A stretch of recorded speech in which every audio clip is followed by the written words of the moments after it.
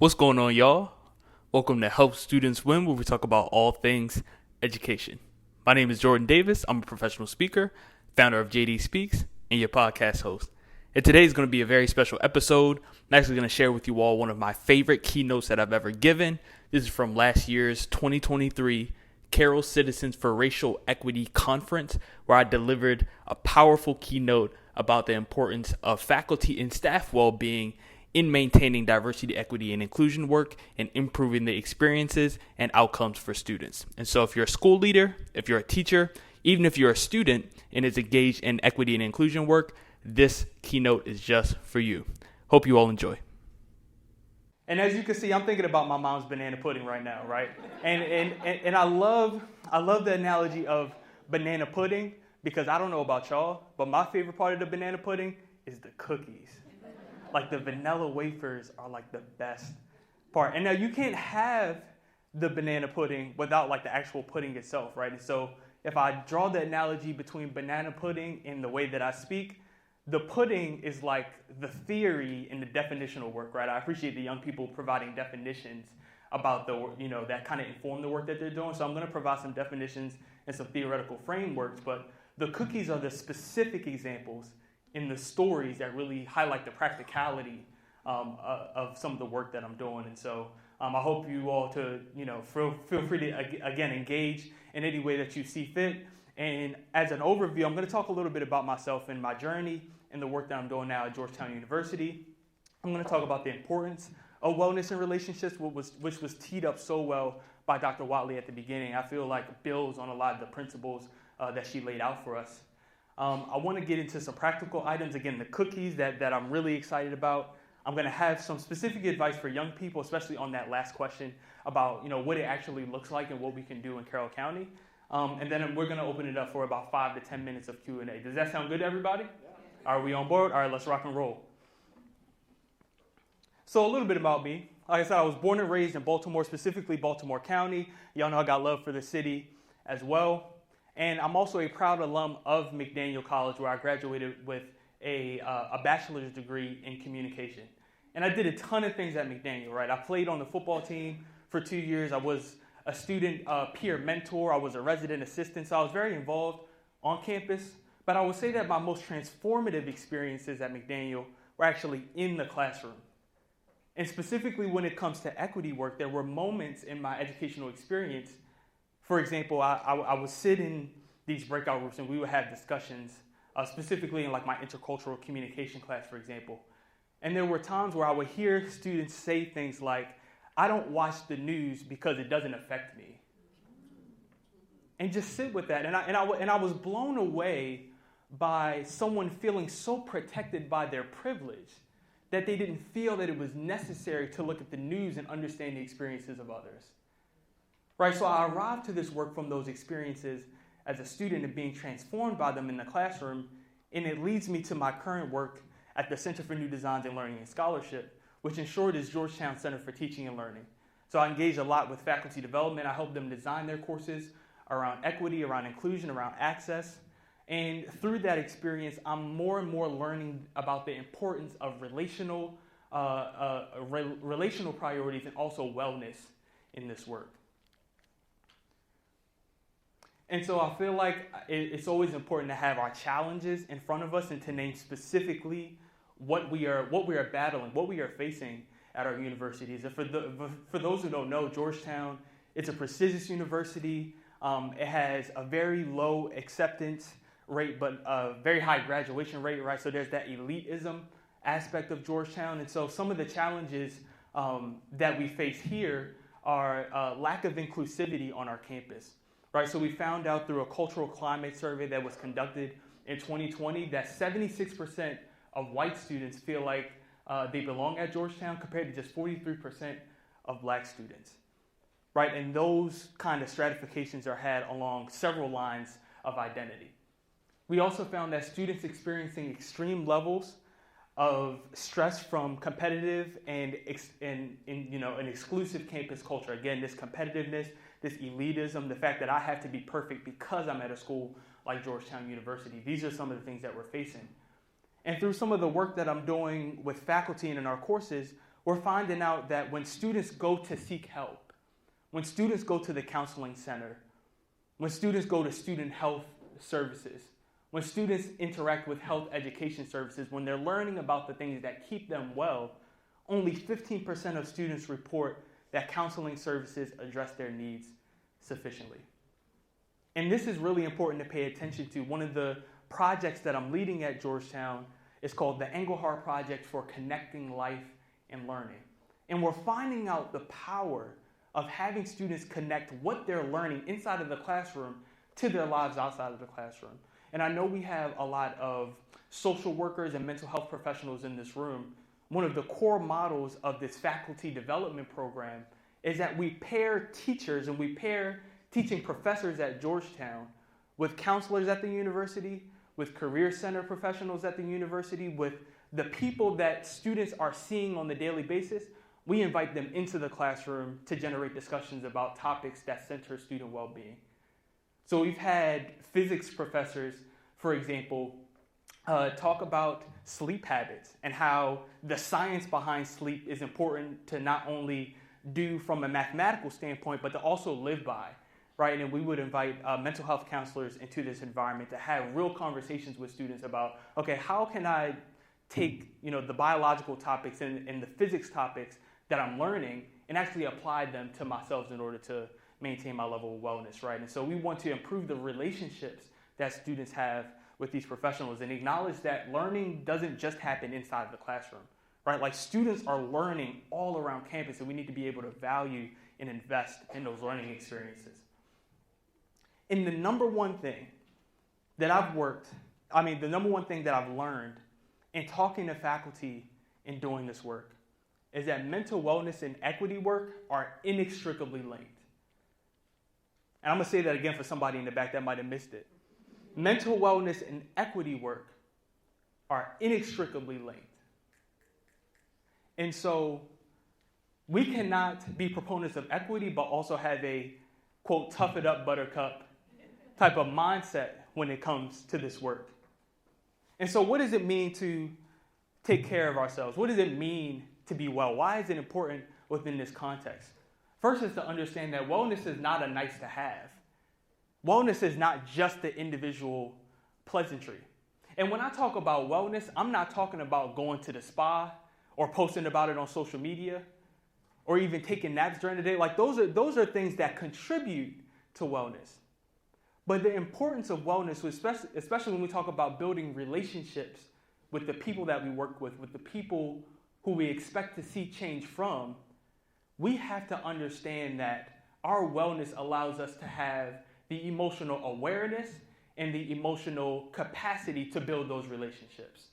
To talk about the affective and the emotional parts of our work that makes this stuff really difficult, right? And so we can't do that if we're always in the mode of numbing ourselves and really kind of adapting to busy work culture, hyper-competitive work culture. We have to be radical in the sense of valuing our wellness, not just so that I could be well, not just so that I can be well, but when I check in on Gary, I could be well for Gary. When I check in on Dr. Watley and we have a meeting and we have a discussion about Dr. Watley's teaching, I'm not coming with the microaggression. I'm not coming with that. I'm coming from a perspective of wellness, right? And so we have to value our wellness in this work. We also have to view equity as excellence. And so what I like to tell faculty is, let your students know and be a model for your students so that they understand that in order to be a good lawyer, in order to be a good business person, in order to be a good entrepreneur, equity has to be at the center of that. Like teaching excellence isn't teaching excellence without equity in it, right? And so you can't be a good teacher, you can't be a good nurse practitioner unless you are centered in equity. And so much of this conversation, specifically in the academic context, is about this battle of flexibility and accountability, right? So then how can I make my course flexible? How can I make my work environment flexible and then still hold people accountable? Well, if you make things flexible, people can show up to the work in the way that works best for them. And then in most cases, they're usually motivated by you really prioritizing their humanity and allowing them to show up fully with the strengths and skills that they have. And so it's not a matter of making things easier for people just for the sake of it. It's putting people in a position and giving them the agency to say, okay, I'm setting up the environment so that you could be your best self. I'm setting up the environment so that I can hold you to a particular standard, right? And so we have to view equity as excellence in whatever work that we do, whether we're in the classroom, right? Whether we're in a clinical scenario, this is how we have to view equity. I love the work of Bettina Love, and it was put beautifully by Sarah Robb, who did some commentary. On one of her most recent books, We Want to Do More Than Survive. And Bettina Love says, quote, "The educational survival complex is one in which students are left learning to merely survive in schools that mimic and reproduce the same inherently inequitable and oppressive structures of the larger society." And so when we have this framing, we understand that intergenerational trauma doesn't just happen in the home. It happens in our schools. The intergenerational trauma is happening in our offices. It's happening in our meetings. And if we don't address it and if we don't see it as that, we can then reproduce the things that we've learned. And we have these discussions with faculty all the time when we talk about testing anxiety. And faculty think, for example, that since I had anxiety as a student when I took tests, and because there were only 2 exams in the entire semester, and if I failed one of them, I failed the class, I'm going to put my students in that exact same situation. And so we have to stop ourselves from reproducing the things that we know are not helping students and we know that aren't productive. And then I'm also inspired by the words of Dr. Eddie Glaude Jr. I actually heard him speak these words live at the Wellbeing Summit in Spain last year. And he said, "Don't be selfish in the name of well-being." Again, it's not just the individual pleasantry. I'm trying to be well for others. So don't be selfish in the name of well-being. Fight for a better world. Do the work of being that inexhaustible voice and bring a new humanity into existence. This is what well-being looks like. It's not just about self-care in the individual. And we really have to tap into the affective, again, the emotional aspects of this work that make it difficult. Because at the core of every microaggression, there's a feeling, there's an emotion attached to it.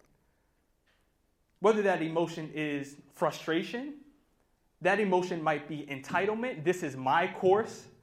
This is my content. This is my position. Right? So entitlement could come up out of that. It could be disbelief. It could be frustration. But then on the other hand, in order to eliminate microaggressions, we have to be emboldened to bring the other emotions into our work. What brings me joy? Right? Like Dr. Watley said earlier, that having like really intense conversation with people who perceive, hate or like try to project hate, like that's not her ministry. I'm all about the smoke. I love that. Like I love the excitement of really critically engaging with somebody that is in opposition to equity work is something that excites me. And I bring that strength to this work, and I understand that. And some people don't, and that's completely fine because, again, this is collaborative. We work in teams. Like, none of this stuff happens in isolation. And so you have to acknowledge, okay, what strengths do I bring to this? What brings me joy? What brings me happiness? What brings me curiosity in this work? And so we have to tap into the affective and be aware of our emotional compass. But in order to do that, you have to have, again, embodied experiences in order to pay attention to the affective that informs the relationship building. And so I kind of draw it out here in this slide too. So we strive for this sense of holistic wellness. And you might be thinking, Jordan, what does this look like? I'm not a therapist. I don't know like the practical aspects of it. I'll get right into that in just a moment. But when we strive for holistic wellness, we build the emotional capacities for the relationships that changes views, that changes perspectives, that holds people accountable, that inspires people, that gives people examples. And that's why I love small group activities like the ones that we had earlier. And what I like to encourage is that speaking opportunities and speaking engagements like the one that I'm doing now are fantastic. But I'm really starting to lean into the importance of communities of practice so that we can learn about the lived experiences of those who are doing this work, so they can talk about, okay, what does rejection look like when you submit that proposal for the program and it doesn't come back to you the way that you thought it would, right? Like, how do you sit with that disappointment?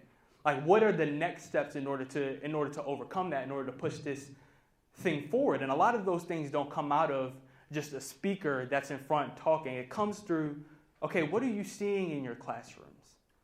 What are you seeing in your interactions with students? How are students doing? Like, how are they actually doing? And so we build the emotional capacity for relationships, and that allows us to fully support the equity initiatives and the things that we want to see change. And I teed up a little bit about communities of practice. And for those who aren't familiar, communities of practice are environments and situations where practitioners in a particular field, it could be educators, it could be social workers, it could be lawyers. So anybody that has a shared and invested interest in the work that they do, talking about the intricacies of their lived experiences in detail. And the focus is more about the community that's created. So it's not just about the theory and about planning the thing and the next meeting. No, it's about the people that you're involved with. And there's a ton of research on how powerful communities of practice are. And I'm citing Pierco and others in 2016, and they say, quote, it is important to look at community development as an emergent and continuous process where people think together regularly about real life problems that contrast with deliberately trying to, quote, set up that conversation. And so a lot of this community building that we do, we can't force that, right? Like when you approach somebody about, specific racial challenges in your context, don't open up and say, okay, talk to me about racism in this particular situation. You frame it more from the human-centered perspective. So like, what challenges do you see in your school? What are you facing? How are you doing? How are your colleagues feeling? What are you hearing? What kind of conversations are being had around you that you're observing? What do you have more questions about? Again, centering the human experience and the embodied experiences that we have as practitioners in this work. Is this resonating with everybody in this room? Can I get some head nods if this is resonating? Okay, awesome. So here's the cookies part. Here are like the practical things and the storytelling that I think could really bring some of this to life. And the first one is decentering yourself. And when it comes to decentering yourself, I like to say, I am not the problem, but I contribute to the solution to the problem. Again, I am not the problem, but I contribute to the solution of the problem. And in a moment of transparency, I struggle a lot with imposter syndrome. As somebody who's 23 years old, that's really young, doing this work, I realized that as a first-generation college student, as a black male college student, as a master's degree student who was also working full-time, who's also teaching a course, who's also doing all of these, fantastic things, there are systems that are in place to burn me out intentionally, to take every resource, every reproducible thing out of me and to not invest anything back into me. And so I have to refuse those things. I have to decenter myself and say, when I'm exhausted at work, I'm not the problem. Right? When I'm exhausted at work, it's not just me. It's not just me going through this. When I make a mistake at work, I'm a human being. I'm allowed to do that. I can't chastise myself to do that. And people say that I'm a really confident speaker. I get really nervous before presentations. And you imagine what the role of decentering does and what it does for speakers is that, well, for me in particular, is that when I decenter myself and when I say, one, the speech is not about me, I don't even want y'all to remember me. I want you to remember the words that are coming out of my mouth. So the speech is not about me, one. And then two, as Dr. Watley pointed to earlier, there are scholars and activists and my brothers and sisters behind me who have done the work before me So I'm taking myself out of it and I'm putting you as the priority. I'm sharing a message with you. I want you to learn something. I'm throwing a whole bunch of tools at you, and you could be like, oh, I like that tool. I'm going to grab that. Oh, I see a particular situation where that might be helpful in my work. I'm going to grab that. Oh, another tool's coming? Okay, let me try to grab that too. And so it's not about me. It's about the people that I'm trying to help and working toward a solution.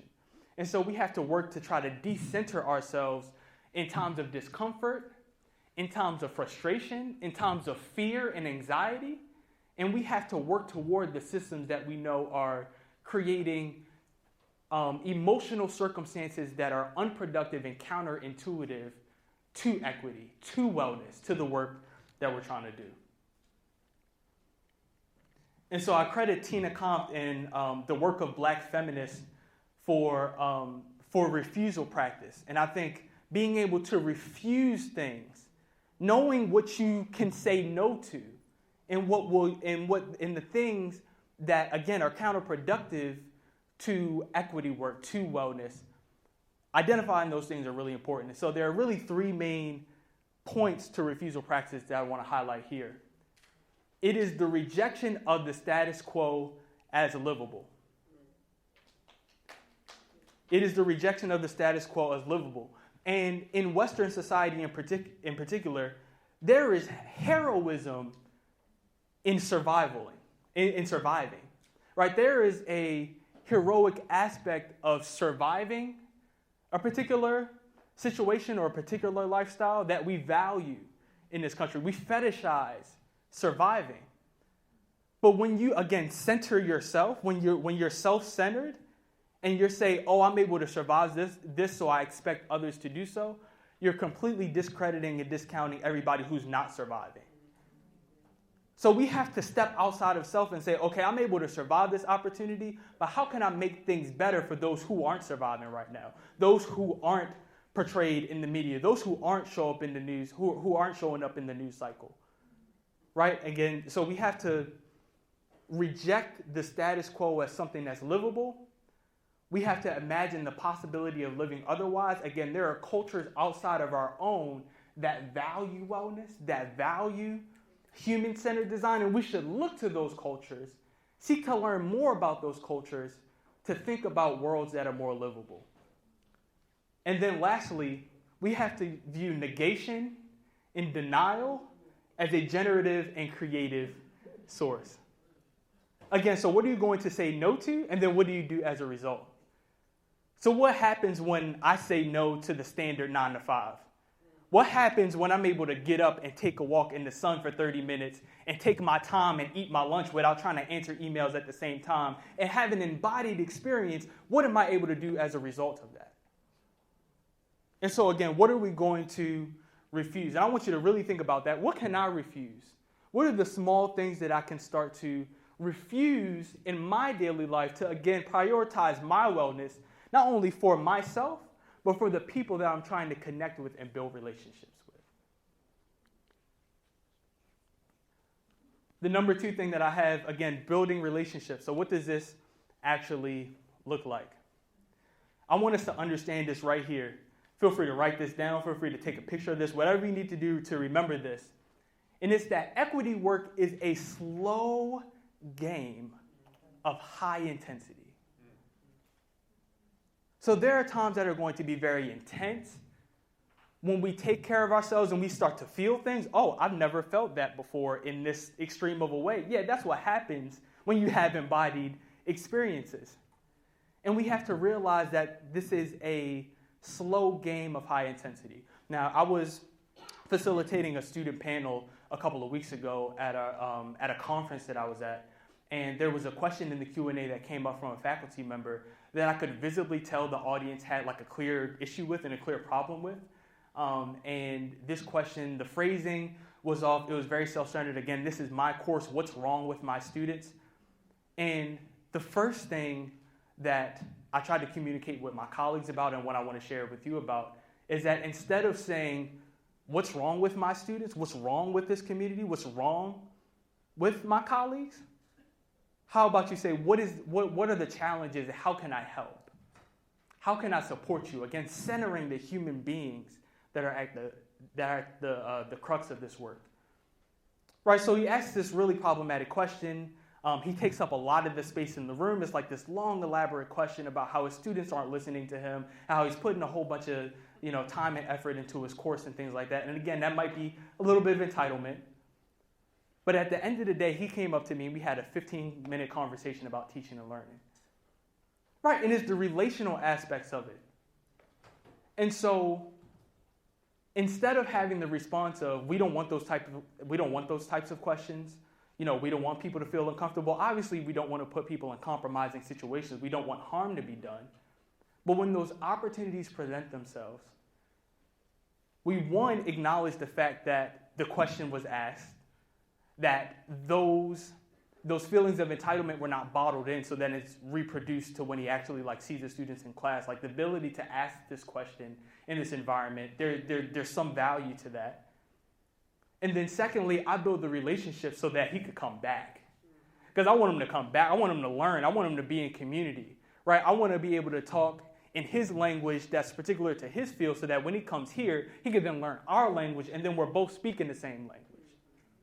And so that we're both singing the same song in unison.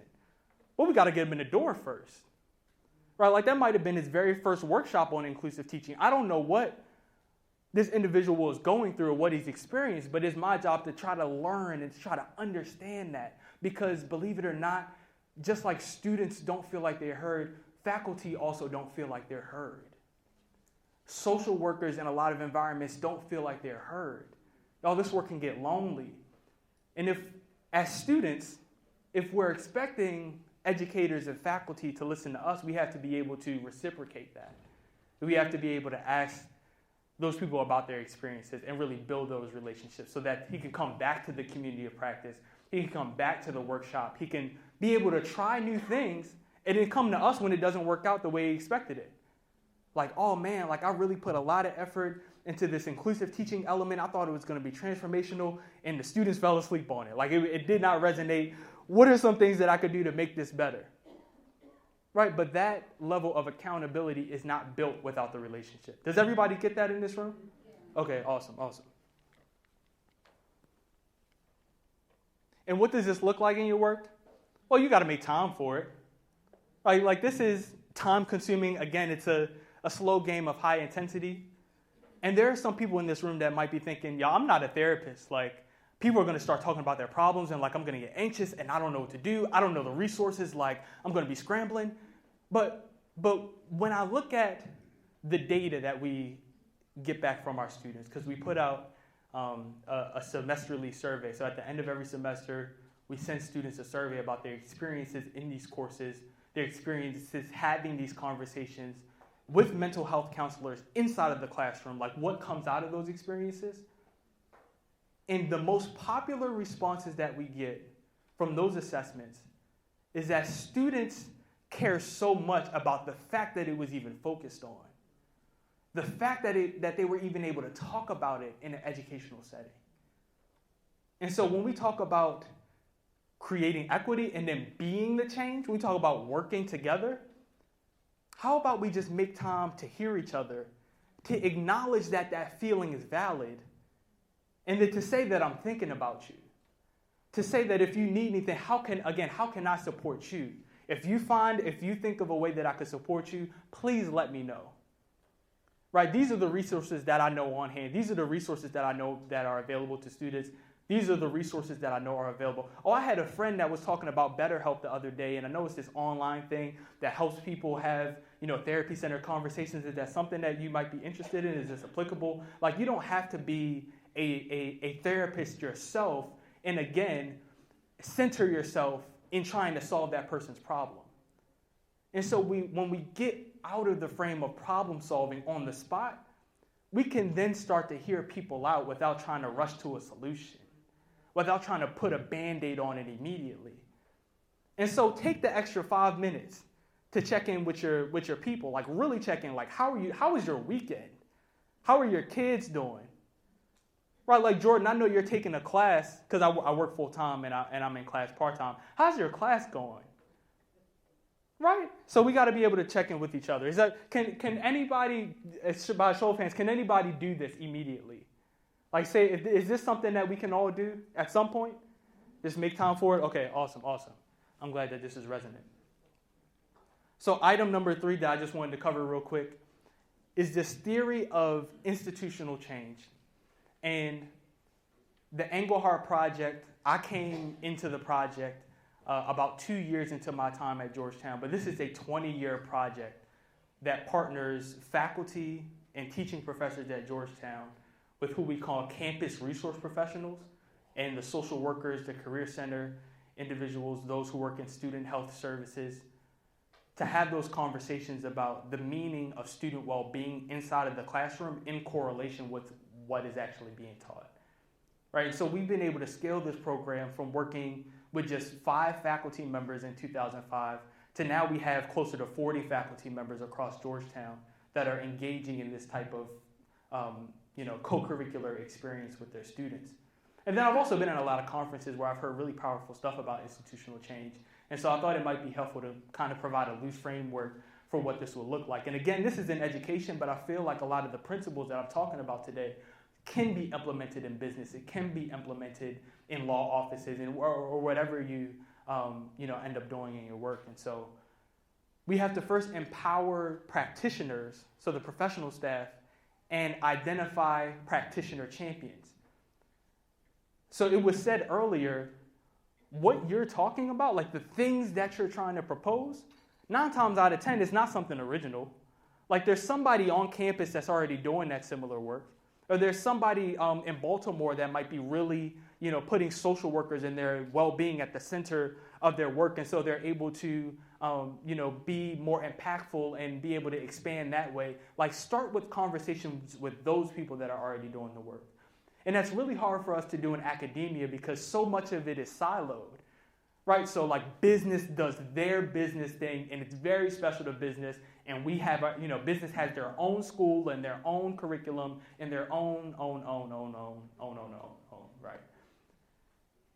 But when we start to look outside of that and again, start to learn about what other leaders are doing that are already doing similar work, we can all be on the same page. And I just left a conference last week and the keynote speaker, he killed it, crushed it, right? And he said something that really stuck with me.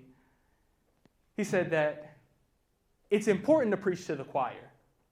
Right, we do all this preaching to the choir, right? People like to say when we have conversations in rooms like this, people are preaching to the choir, but the choir needs practice. So there are sometimes, and I can't take credit for that. I wish I could, and that was good, right? But the choir needs practice so that we can not only all be singing the same song, but we're singing it in unison. And there's going to be different pitches. There's going to be different vocal ranges. Some people are going to have raspier voices than others. But we still need to practice so that we're understanding the song that we're singing, so that we understand the problems that we're facing.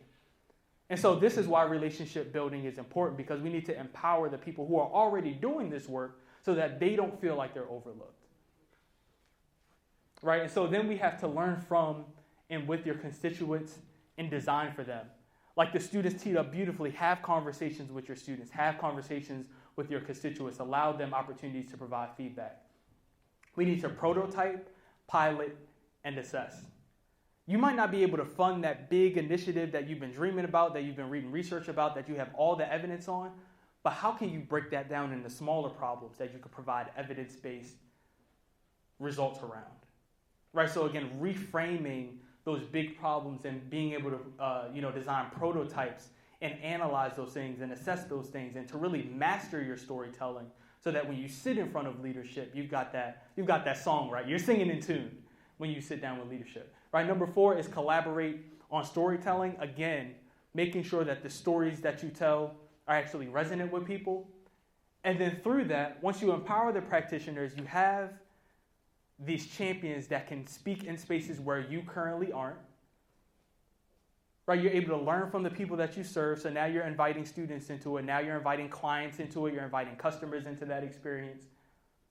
And you're able to tell that story more fully and more consistently, then you're able to turn administrators into champions as well. right? So it's just something for us to think about, and I'm open to answering more questions in the Q&A part about what this looks like.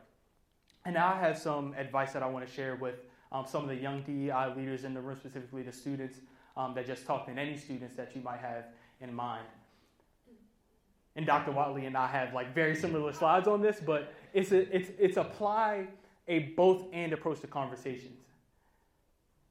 So what does it look like to apply both and conversations? So I have a funny story. So for the Engelhardt project, we have a student advisory council, right? And so we work with 8 students that we meet with on a monthly basis, and we talk specifically about the challenges that students are facing. Like, these are the students that are sitting in class next to their classmates. They're having conversations in the lunchroom. They are privy to the challenges that students are facing that we, the staff side, and the faculty might not be privy to, right? And we recognize that, and we value those voices. And we invited them to a faculty conversation earlier this year, and the results were tremendous. It was such a beautiful, flowing conversation about what it takes to provide a campus that actually prioritizes well-being, like what that will look like a year from now, 2 years from now, 3 years from now. And the students were like, we need to do that every month. Like, every single time the faculty are getting together, we need to be there, and like that needs to be the thing. And I said to the students, how would you feel if every time you sat down at the lunch table, a faculty member was there? How would that make you feel? They were like, I don't know about that. We might need to reevaluate that.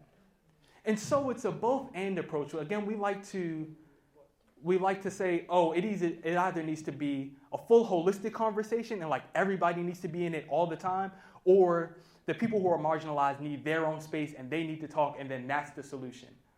But why not both?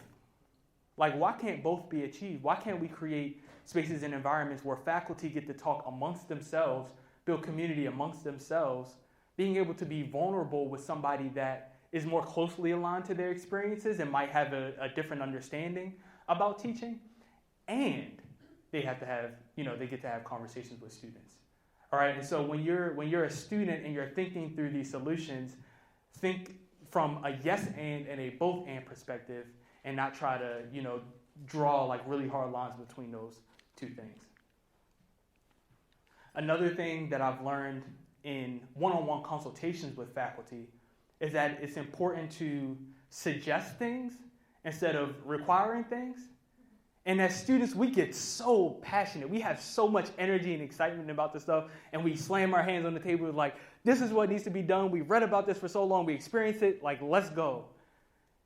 And then again, the faculty member is like, well, what about my experience? I'm just an adjunct. Like, I get paid $3,000 to teach this course. Like, it's not even my full-time job. My kids are hungry. I actually got to go in like 10 minutes. Like what's going on? And so it's important to value the knowledge that people are coming into those conversations with and build on that.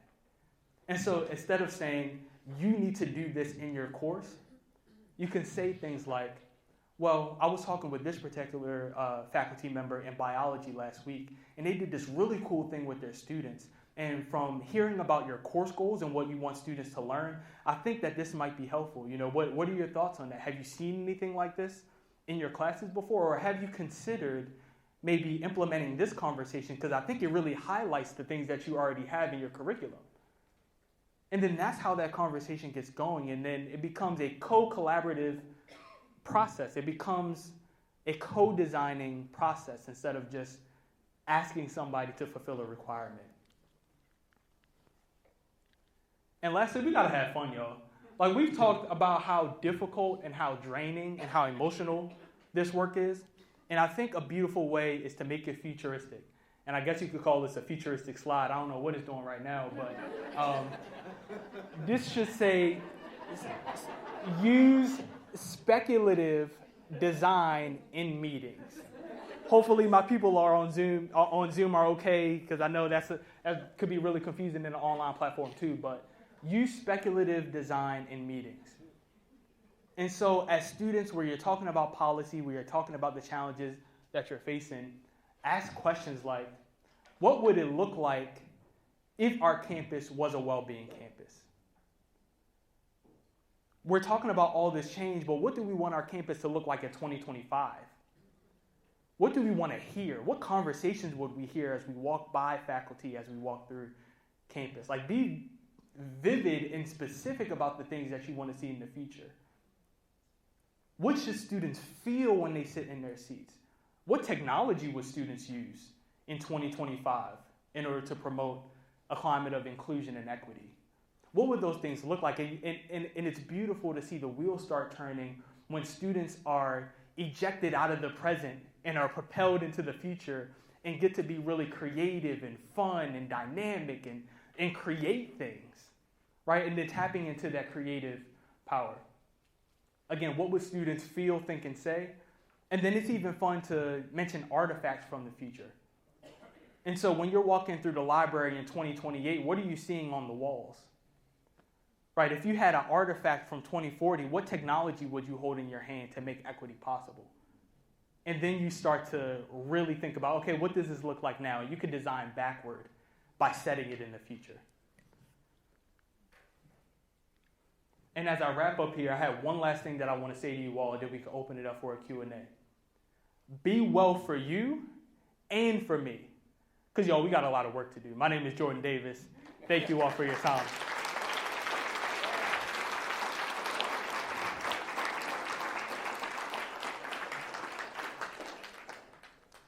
Oh, yeah, and since connections and relationships are so important, feel free to reach out to me on my email or connect with me on LinkedIn. I've got a QR code up here. If you have any questions, feel free to let me know. Do we have any questions, for people? I know I provided threw a lot of tools at you, so I know you're organizing your toolbox. But if anybody has any questions, feel free to offer those up now.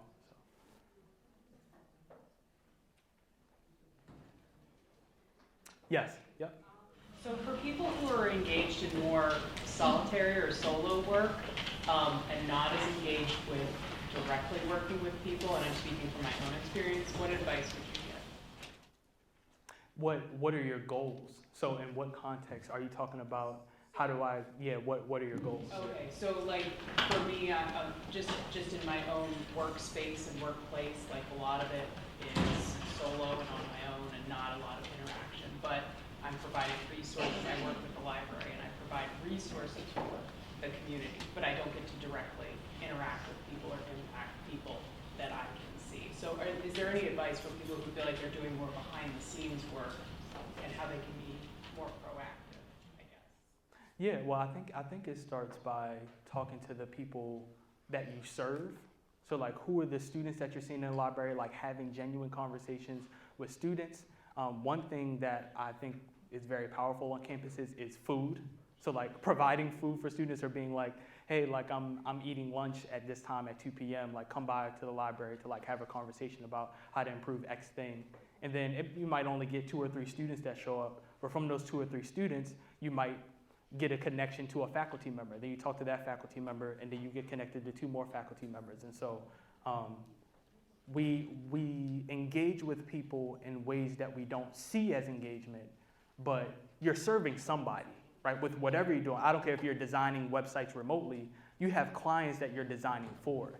And so starting conversations with those people about their experiences, about who they're talking to, about the things that they care about, that opens them up to talk about other people that you could then connect with, and that's how that network kind of expands in that way. Does that make sense? Okay, awesome, thank you. Yes, yeah? What suggestions do you have for how institutions can empower practitioners and people who do this type of work, particularly in the university setting? What advice would you have for administrators for how we can support people who do the work? Excellent question. So how do we support faculty and administrators that are doing this work in educational institutions? I think that communities of practice are extremely powerful. Like just getting people to talk, because again, like when you think about the experience of a faculty member, not all of them are like tenure line research, been there for 15 years, have all of these connections. Like the research says that the majority of people who are teaching classes in colleges today are adjunct faculty. And so this is like the second or third or fourth or fifth thing on their list. And so when they come onto campus, there's not a sense of connection that's felt. And so when you create an environment where you're centering faculty, you could say, let's come in and talk about your course. Like I genuinely just want to hear how your course experience is going. And you'll be surprised, like the new faculty that we get, like how open they are. Like they've never had somebody ask about how their teaching is going. Like some of these faculty are not even trained in teaching or trained in pedagogy, like they're knowledge experts. And so they're asked to teach these courses, which is, again, the second, third, or fourth thing that they're focused on. But when somebody actually asks them about their teaching or asks them about their work, that means the world to them. And so that is the beginning of empowering people. And then there are faculty members that are organically doing this work. Like they are steeped in the inclusive pedagogy, but they're never acknowledged because they're not around other people who are doing it. So just knowing that you're not the only one that's teaching with the lens of inclusivity. You're not the only one that's doing all these cool things in your courses. That's the start of it. And then another thing too is incentives, right? And I think that's the one that's in a lot of our minds. Like, how do we pay this? You know, how do we provide compensation for this work that isn't necessarily financial? And you start with asking the faculty. And one of the things that we learned is that credentialing is really powerful, right? Especially when it comes to tenure promotion. A lot of faculty want to do this full time, like they want to be full-time faculty. And so giving them the credential to say, I am a faculty fellow in a particular program, it provides like a name for what they do. And that is a way of acknowledging the work that could propel them to a higher faculty position or allow them to teach an additional course that gives them a little bit more flexibility in their schedule. And so you have to, again, get people talking to each other about the nature of what they do and then figure out, okay, what are the incentives that you care about? And then how can we create those incentives in ways that aren't always financial? So I hope that was helpful. Yeah. Any other questions? Yes. Yeah. Have you encountered any pushback to your refusal practices personally? And if so, how have you handled it? I am really fortunate to work in an environment that is all about refusal practice. I feel like the environment that I work in, so I work in the inclusive pedagogy unit of our teaching and learning center. So all of the initiatives that I get to touch are centered around inclusive pedagogy, and the people there are experienced and very intentional about creating a culture of inclusivity so that we can like breathe that out to the faculty that we work with. And so I haven't really, experienced any resistance to those ideas. And like I said, when we talk to faculty about it, the main thing is about maintaining this academic excellence standard, like maintaining the eliteness of the university through the courses. But when we back it up with research that says that students are actually more productive in their course, they're more generative in their courses, they get higher grades when you value their humanity, then that really starts to change their minds because it's outcomes based, right? And so again, speaking different languages for different audiences seems to really work. So, yeah. Yep. Earlier you said you live for opposition, so when you have somebody that disagrees, what is your, what do you say when there's confrontation? How do you do it in a professional manner without getting feathers ruffled? Yeah, I really lean into, well, one, I listen. Like I am like an active listener, and like I try to take a step back, especially when I do stuff like facilitate panels.